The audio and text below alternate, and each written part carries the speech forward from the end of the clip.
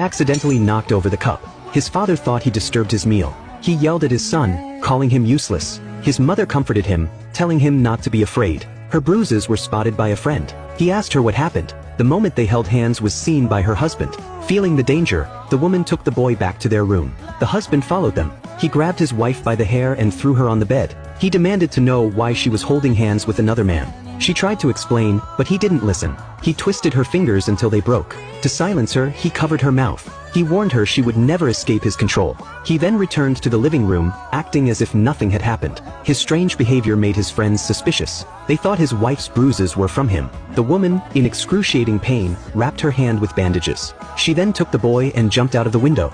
She wanted to escape this hellish home. While her husband was distracted, the woman secretly hid in the trunk of a car. The friend drove away, unaware of her presence. When they reached their destination, the man opened the trunk to get the luggage, and was surprised to